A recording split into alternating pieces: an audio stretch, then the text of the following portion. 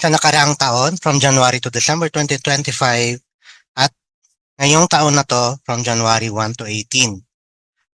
So, may I request the audience to have more patience po kasi medyo mahaba po yung presentation natin ngayon compared sa mga nakaraang climate forum.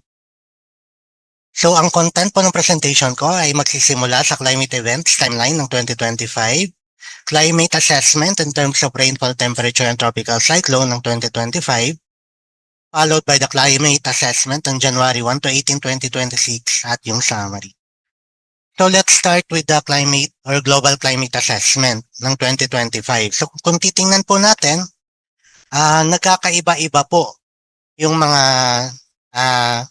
effects ng panahon or climate sa buong mundo. Merong nakakaranas ng mas mainit na temperatura, lalong-lalo na po tuwing summer dito sa may Europe, saka parts ng Asia, at meron naman po nakakaranas ng mga maraming pag-ulan gaya po ng Pilipinas dito sa may part ng Indonesia, sa may part ng Africa at sa may Brazil. Meron naman po nakaranas ng mahabang tagtuyo dito sa may Southeastern Europe at iba-iba pang bahagi ng bundo. Pero sa Pilipinas po, yung pinaka-notable event ay nangyari noong November kung saan nagkaroon po tayo ng mga bagyo. So may 3 or 4 na bagyo po tayo ng November. So, pero ang notable po ay si Tino saka si Juan na nagdulot po ng mas maraming damage saka mga pag-ulan sa buong Pilipinas. So mostly sa Visayas saka sa Luzon. So kung titingnan naman po natin yung temperatura sa buong mundo, so sinasabi po ng NOAA ng US at saka ng ECMWF, ito po yung mga leading na agencies na nagmo-monitor po ng global warming sa buong mundo at pinakita po nila na from January to December 2025 ay naging mas mainit nga kaysa karaniwan yung ating temperatura sa buong mundo. So sabi nga pa nga nila, so based po sa statement ng WMO, sa kanilang press release ay pangatlo ang 2025 sa pinakamainit or warmest year on record. At for the past 11 years, ito din po yung past 11 years na may highest record. So kung makikita natin, since 2014 or 2015. At temporarily, cooling by La Nina does not reverse the long-term trend. So kahit may La Nina po tayo, nagkaroon pa din tayo ng mas mainit na temperatura sa buong mundo.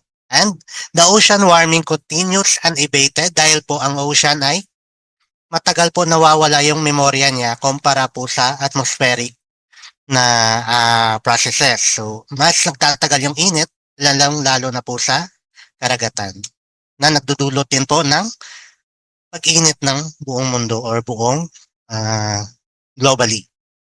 So ito naman po yung El Nino Southern Oscillation na binabantayan natin, especially the Nino 3.4 region na ito yung mas nakaka-apekto or pag tumaas or bumaba yung temperatura dito, ay mas malaki yung nagiging epekto sa bansa natin. So kung titingnan po natin, based po sa sea surface temperature anomaly, so beginning ng January 2025 ay nagkaroon po tayo ng La Nina conditions kung saan nakaranas din tayo ng mas maraming mga pag-ulan kumpara po sa karaniwan at bumalik po tayo sa normal by March at nagpatuloy ito hanggang October.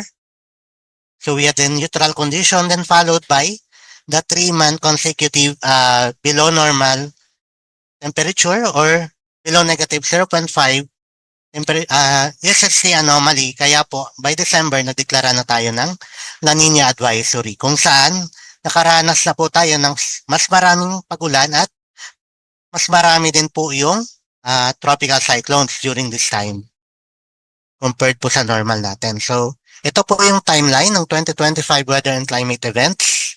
So, we had the La Nina alert up to March. Ito po yung La Nina conditions.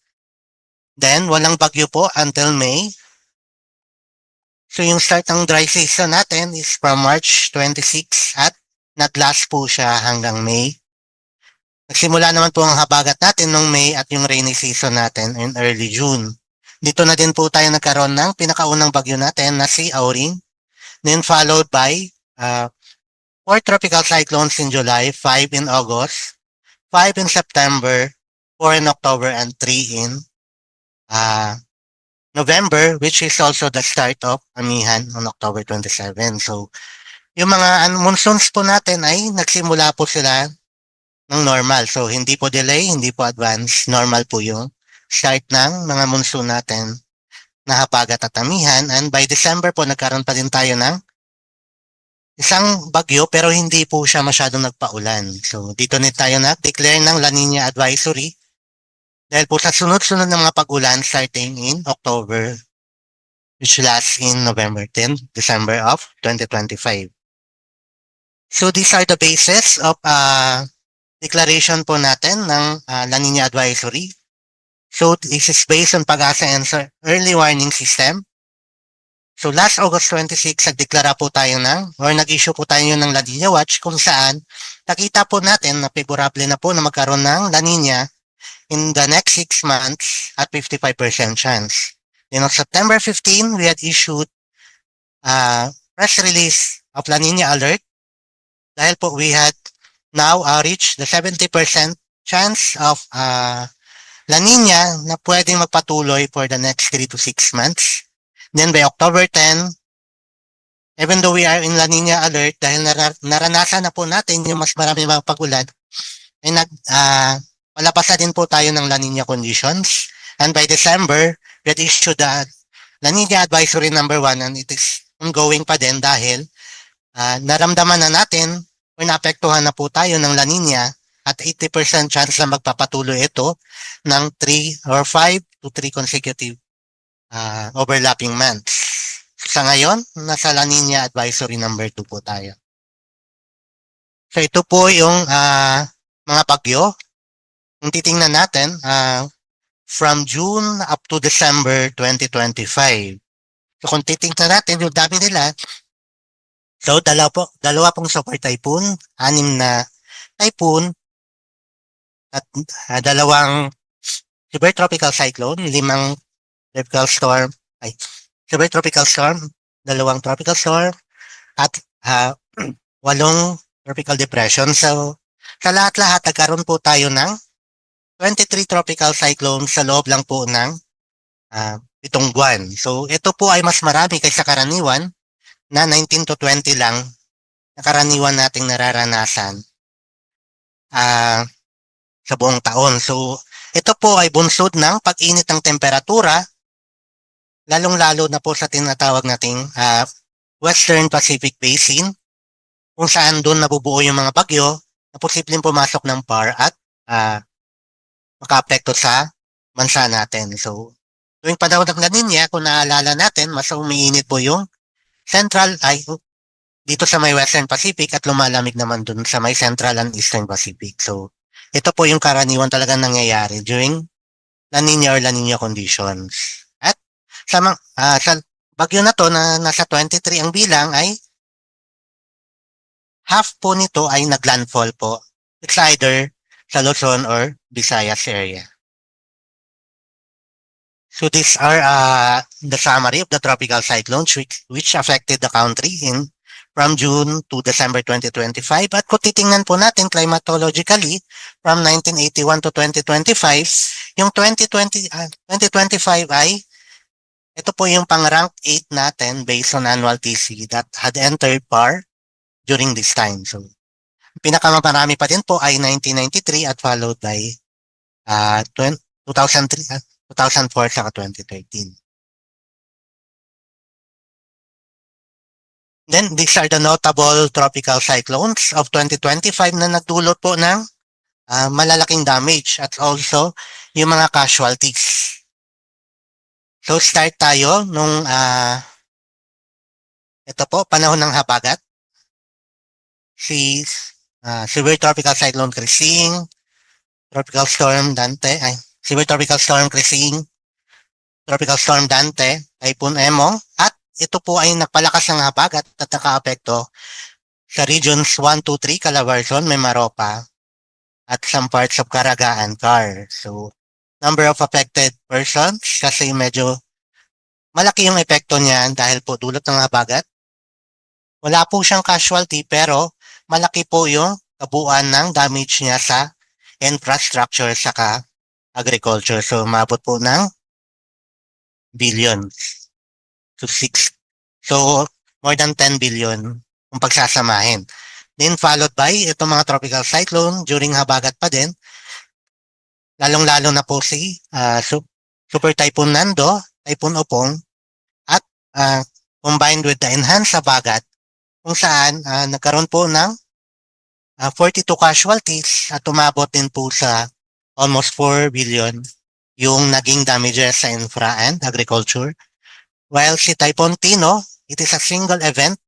In November, naka-apekto po sa may Southern Luzon saka most of Visayas sa Northern Mindanao. Naka-apektuhan po niya is more than 5 million individuals. At dito, nagkaroon po ng maraming casualty of more than 250 dahil po sa mga di maiiwasang mga sakuna dulot po ng landslide saka mga pagbaha. Pero yung damages po niya ay hindi naman umabot ng billion. Pero kung pagsasamahin ay nasa around 1.5 billion. While for Super Typhoon Uwan, so ito yung pinakamalakas na bagyo for 2025 na nakaapekto sa Pilipinas. Ang naapektuhan naman niya ay nasa 7.9 million. At halos buong bansa po ay naapektuhan niya dahil sa laki ng nasakop ng kaulapan niya. So nagkaroon ng 33 casualties. At single event to kaya hindi maikukumpara sa mga damages na nangyari noong July sa August kung saan nai-enhance din yung habagat. So during this time wala po silang na-enhance kundi kung saan yung mga lugar na nadadaanan talaga ng bagyo o naagip ng bagyo doon nagkakaroon ng mas maraming damages dulot po ng malalakas na ulan at hangin. So mga damages naman po niya ay umabot ng 5 billion or more. So ito po ay based sa monitoring ng NDRRMC Situational Report. So ito po yung mga pag-ulan na naranasan from January hanggang December ng nakaraang taon. So kung titingnan po natin, starting from January hanggang March, kung saan nagkaroon po tayo ng La Nina conditions, nakaranas po ang halos buong bansa ng mas maraming ulan or above normal rainfall.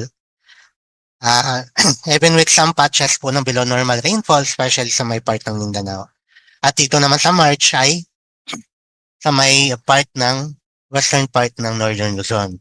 Well, in April, ito po yung pinaka-driest month ng taong 2025, followed by pagdating naman po ng May, June, July, hanggang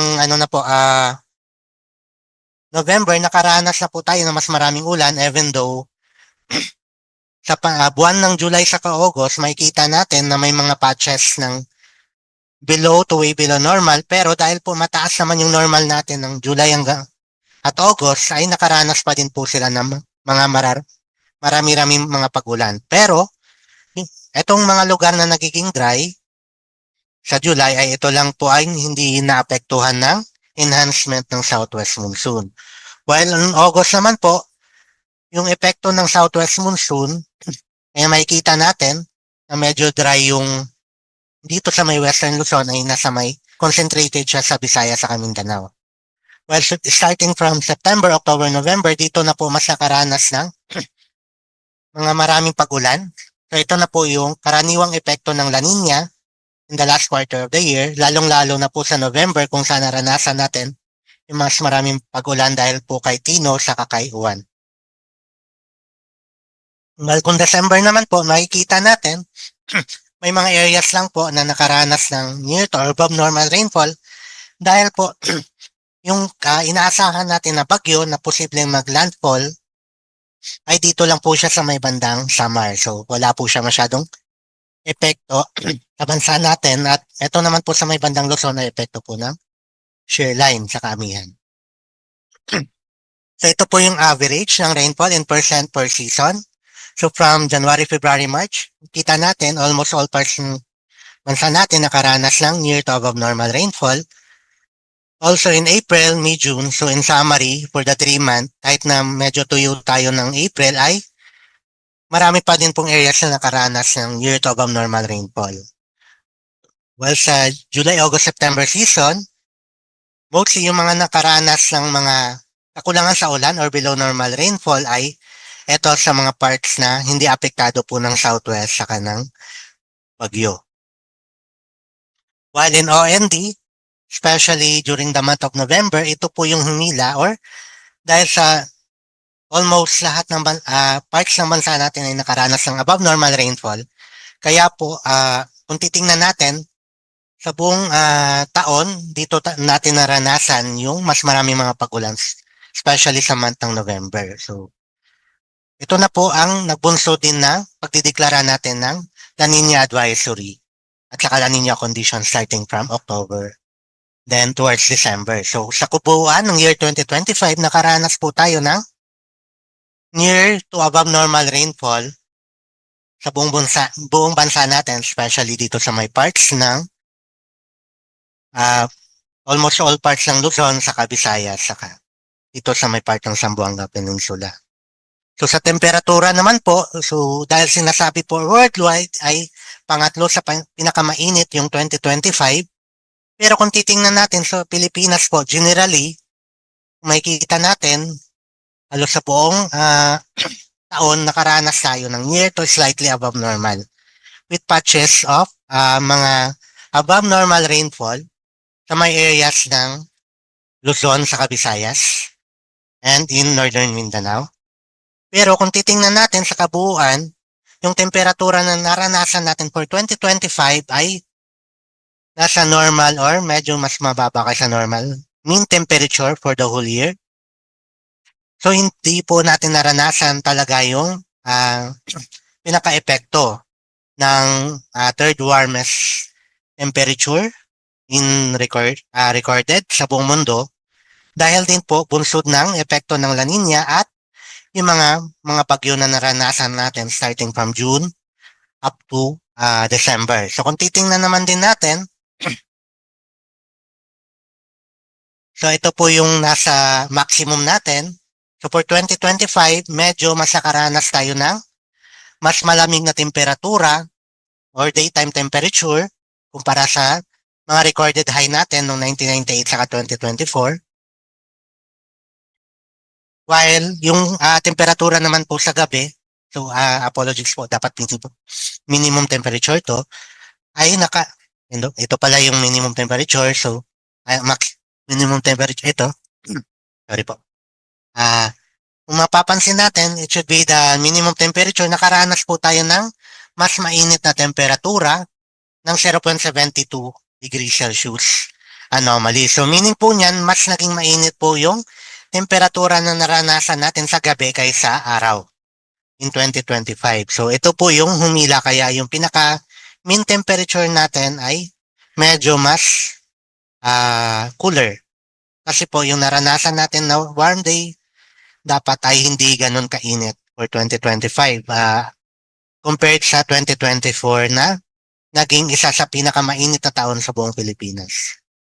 So for mean temperature ng April sa May ng 2025, kung titingnan natin, may mga areas lang na nakaranas ng warmest temperature pero mostly yung naranasan ay near to slightly above normal lang. And even though may mga surpass extreme recorded temperature tayo in the months of January, March, April, July, August, September, November, and December, pero kung titingnan natin, hindi siya masyadong significant na umabot talaga ng 1 degree Celsius. So, maliliit lang increase lang po na nasa 0.0 degree Celsius lang. While ang mainit at pinakamalamig na temperatura for 2025 ay naranasan pa din po sa La Trinidad, Benguet sa Baguio at 9.4 degrees. While yung pinakamainit naman ay na-register po sa Camiling, Tarlac sa Etiague, Isabela sa mga buwan na to. So, dako naman po tayo sa January 2026.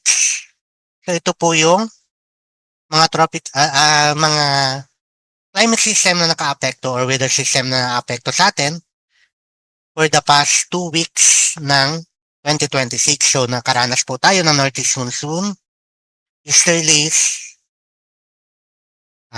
localized thunderstorm, intertropical convergence so sa may bandang Mindanao, low pressure areas, saka tropical cyclone. At in combination ng northeast monsoon or malamig na hangin saka mainit na hangin na dulot ng easterlies, low pressure system, saka tropical cyclone ay nagkaroon din tayo ng shear line na mas nagdulot din ng mga pag-ulan. Kasama na din po yung naranasan natin or ongoing na si Tropical Storm Ada, which start in January 14. So sa ngayon, nasa La Nina advisory pa din po tayo or weak La Nina at mataas pa din po yung chance ng above normal rainfall na expect natin na magdudulot ng mga pagbaha or rain-induced landslide. At yun nga po, sa forecast natin for January ay 0 or 1, nagkaroon po tayo ng isa, ay ito din po ay dulot ng pagkakaroon natin ng weak La Nina during this time. So this is si tropical storm Ada. So nagsimula po siya dito sa may eastern part ng PAR at lumapit po siya dito sa may part ng Eastern Visayas saka Bicol region kung saan makikita natin starting January 15 hanggang January 17, ito yung mga areas na nakaranas ng madami-daming pag-ulan na dulot po ng bagyo na si Ada. Pero bukod pa ito sa mga naranasan din ng mga pag-ulan na dulot po ng shear line lalong-lalo na po sa Bicol region at the start of January hanggang mga January 10. So, at dahil po dito, sa mga pag-ulan na dulot ng shear line, at may parts din po na naapektuhan ng amihan, at nung bagyong Ada ay nakaranas po ng mas marami or above normal rainfall, lalong-lalo na po yung mga areas dito sa may Quezon, Bicol region, or most of southern Luzon sa Visayas, up from January 1 to 18, while other areas like the Mindanao and northern Luzon ay nakaranas naman po ng way below to below normal rainfall. So in terms naman po ng temperature from January 1 to 19, kung titingnan natin yung pinakamainit natin ay dito sa may Zamboanga City at 35.3 degrees Celsius in January 9. At sa Metro Manila naman po, naranasan ay 31.7 degrees noong January 19. At ang pinakamalamig pa din po ay na-register dito sa may PSU La Trinidad, Benguet na nasa 12.7 degrees Celsius noong January 18. While the lowest would be for Metro Manila is in Science Garden at 20.7 degrees Celsius noong January 3. Pero posible pong magbago pa din po yung mga highest sa lowest temperatures natin ng January kasi nasa 19 pa po yung date. So we had still 11 days for the monitoring, 11 to 12 days ng monitoring natin. Kung makakaranas pa din po tayo na mas malamig na temperatura, especially pino-forecast po na lalakas po ulit or may surge ulit ng amihan in the coming days. So ito lang po yung pinaka-summary ng presentation or climate review. Sa ngayon, nasa La Nina advisory pa din tayo. Then from January to December 2025, most of the country experienced near to above normal rainfall except for the months of April, July, August, saka December na may mga areas ng bansa na nakaranas pa din po ng way below to below normal rainfall. Sa temperature naman po, generally near average to slightly above normal rainfall yung naranasan na temperature. Land temperature sa buong bansa with selected stations registering above average. So selected stations po ito lalong-lalo na po sa may part ng Luzon sa Visayas. Well, in January 1 to 18, may mga naranasang mga pag-ulan, bunsod po ng shear line sa bagyong Ada, especially in the parts of southern Luzon and Visayas, while generally way below to below normal rainfall sa mga nalalabing bahagi ng bansa. While sa temperature naman po, near average to slightly above average pa din po yung naranasan na temperatura sa buong bansa, pero Yung sa may bandang Luzon ay nakapag-register ng surges of below average temperature dahil din po sa epekto ng amihan. So maraming salamat po at magandang umaga. Maraming salamat po, Sir Juni, for that comprehensive assessment ng ating 2025 na rainfall, temperature, and tropical cyclone na mga naranasan natin dito sa bansa. So, if you have questions po sa ating presenters, kay Sir Juni at sa mga nauna pa po nating speakers kanina, pwede po ninyo yan again ilagay dito sa chat box. Meron po tayong kasama na nagko-collect ng mga questions ninyo, as well as yung mga kasama po natin sa Facebook at sa YouTube. Pwede nyo po yan ilagay sa comment section dyan at kami po mamaya sa open forum sasagutin po natin yan. So up next po to provide insights of the climate conditions sa mga sa susunod na 2 linggo, may I invite Ms. Joanne May Adelino, Weather Specialist 1 from the Climatology and Agrimeteorology Division to give us the subseasonal to seasonal forecast. Ms. Joanne? Yan, maraming salamat, Miss Valerie, for the introduction. Again, magandang umaga po sa inyo lahat. Ako si Joanne Adelino mula dito sa my Climate Monitoring and Prediction section ng DOST Pag-asa at ihahatid ko po sa inyo naman yung ating latest na sub-seasonal to seasonal o S2S forecast. So, let me share my screen lang po.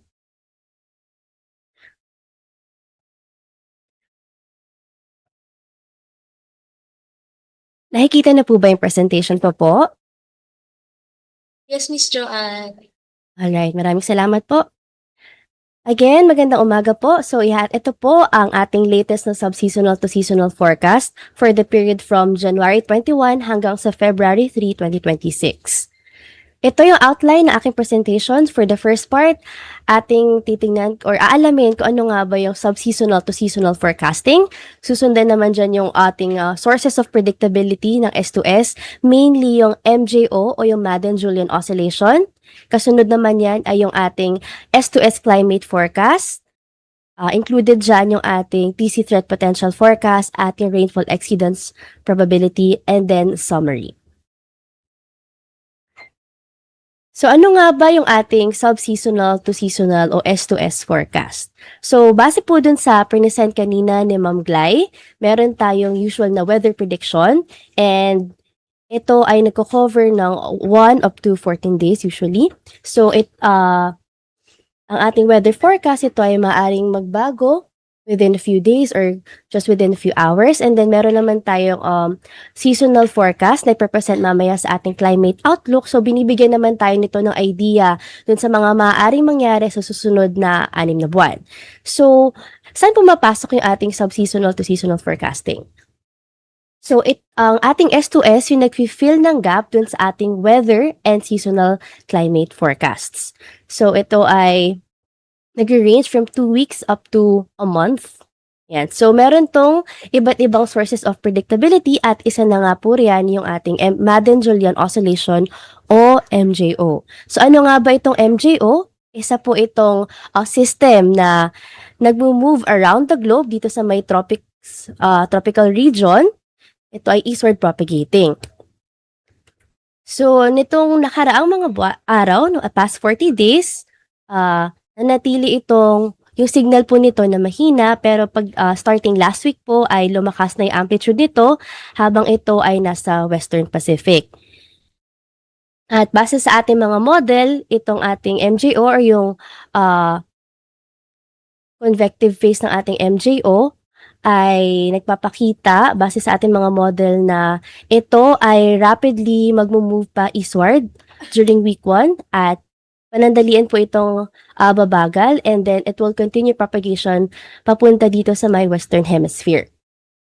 So, ano ang implication nito sa ating bansa? So, base po dito sa pinaka-right na mapa, ito pong mga blue shades ay nangangahulugan ng enhanced convection which means na mas marami yung maaring maranasang pag-ulan. Ito namang red shades naman ay suppressed convection. So kung atin pong titingnan, habang nagpo-progress po hanggang sa days 11 to 15, may kita po natin na dito po sa ating bansa ay under na po tayo ng suppressed convection. So yung influence po ng MGO dito sa ating bansa, specifically for week 2 ay mahina. So yung kung may mararanasan man po tayo mga pag-ulan ay dala po ito maaari ng mga local synoptic systems tulad na nga lang ng easterlies, shear lines o pagkakaroon natin ng mga low pressure areas, monsoon o kaya pagkakaroon ng bagyo.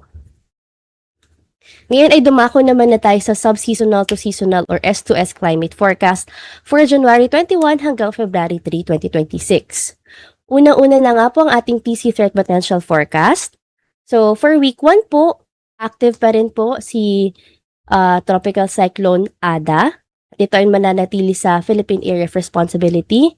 At base rin po sa ating mga model forecasts, may nakita na po tayo nag-develop na TC-like vortex, si TCLV1, dito po sa may southeastern boundary ng TCAD with a low likelihood of TC development during week 1. At bukod po riyan, tulad nga po nung nabanggit ni Ma'am Glay kanina, may nakikita rin po tayo na maaaring mag-develop ito po sa may southeastern boundary ng PAR naman with a low likelihood of TC development in week 1. For week 2 naman po, ang ating forecast ay nagpapakita ng low likelihood of TCLV formation within the Philippine monitoring domain. Therefore po, ang ating TC threat potential ay active for week 1 and it is less likely during week 2. At ito naman po yung mga common tracks na nararanasan natin during the month of January. So, meron tayong 3 climatological tracks. So, yung una po riyan, ito ang ating mga bagyo ay mag-form dito sa Philippine Area of Responsibility, ngunit ito ay magre-recurve papunta sa may eastern part ng PAR. Kalawa naman, mamubuo pa rin po ito sa loob ng PAR at maaaring maglandfall sa may eastern part ng Visayas at ito ay susundan ng pag-recurve nito papunta sa may northern part ng PAR bago ito tuluyang mag-dissipate. At ikatlo naman, itong TCs natin ay magpo-form sa Western Pacific at papasok ng PAR at maaaring maglandfall sa may Central Philippines bago tuluyang mag-dissipate. And then for the month of February, meron tayong 2 climatological tracks. So for the first one, ito pong TC, the tropical cyclone ay mabubuo dito sa may Western Pacific, papasok sa may PAR, ngunit magre-recurve. So hindi po siya magla-landfall. And then for the second one, the tropical cyclone will form sa Western Pacific, papasok ng PAR at mag-move towards the Philippine landmass at magde-dissipate bago ito makapag-landfall. Yan, magtungo naman po tayo ngayon sa ating rainfall exceedance probability forecast. So for week 1 or from January 21 to 27, 2026, para sa ating 50 mm threshold, meron tayong moderate to high probability dito sa may eastern section ng Cagayan at Isabela, eastern Visayas at northern section ng Mindanao. Northeastern section ng Mindanao. And then low to moderate naman sa may Bicol region at sa rest of Visayas and low over the rest of the country. Para naman sa ating 100 mm rainfall threshold, moderate to high over Dinagat Island and Surigao del Norte, low to moderate over eastern Visayas, the rest of Caraga, northern Mindanao and Davao region at low over the rest of the country. At para naman sa ating 150 mm and 200 mm threshold, low across the country. So ito pong nakikita nating maaring pag-ulan dito po sa may eastern side ng Mindanao at ng Visayas ay maaring dulot po nung ipinakita nga po na low pressure area ni Ma'am Glay kanina o kaya yung ating TCLV2 na pinakita ko po sa ating TC threat potential forecast. So for week 2 naman po or from January 28 to February 3, for the 50 mm threshold, moderate to high dito sa may eastern Visayas, Bohol at Mindanao, low to moderate sa may Cagayan, Isabela, Palawan, Bicol region, and the rest of Visayas, and low over the rest of the country. Para naman sa 100 mm threshold, moderate to high over the Dinagat Islands and Surigao del Norte, low to moderate over eastern Visayas and the rest of Mindanao, and low over the rest of the country. At para naman sa ating 150 mm and 200 mm rainfall threshold, low across the country, Ngunit para po pala dito sa may 150 mm threshold, low to moderate dito sa may bandang Caraga. So as a summary po for our S2S outlook, so una muna para sa ating climate drivers, so yung ating eastward propagating MGO signal ay magmo-move towards the western hemisphere. So ang influence po nito sa ating bansa ay magiging weak. And in terms of ENSO naman po, weak La Nina is still present in the tropical Pacific at base sa ating latest forecast, La Nina is likely to persist hanggang sa first quarter ng 2026. Kaya naman ang ating Pag-asa ENSO Alert and Warning System ay nasa La Nina Advisory pa rin, and ito ay in-observe and in-expect natin na magpe-persist with the probability of 82% or more. So yung most updated po na forecast or outlook para sa ating ENSO ay i-present po ng ating next speaker. Para naman sa TC formation outlook, TC threat potential is active in week 1 dahil na nga po sa presence ni TC ADA, and less likely naman po during week 2. At para naman po sa ating rainfall outlook, for week 1, inaasahan na wetter than usual sa may bandang Visayas at sa northeastern part ng Mindanao. And then for week 2, ganun pa rin po, inaasahan na wetter than usual sa may bandang Visayas at northern part ng Mindanao, pati sa Palawan at sa eastern part ng Luzon. At para naman po ma-access itong ating mga present na sub-seasonal to seasonal forecasts, so for the TC threat potential forecast, maaari po nating puntahan itong link na nasa pinakataas, o kaya naman po dun sa landing page ng ating official website, maaari po natin, makikita po natin dun yung tropical cyclone, i-click lamang po yun, so magpapakita po yun ng drop-down menu, so makikita po natin dun yung TC threat potential forecast. At para naman po dito sa ating rainfall exceedance probability forecast, ma-access naman po yan under no climate tab. So pagka-clinic nyo po yun, makikita nyo dun sa options naman yung climate prediction and then dun sa sub-seasonal. Ayun lamang po yung aking presentation.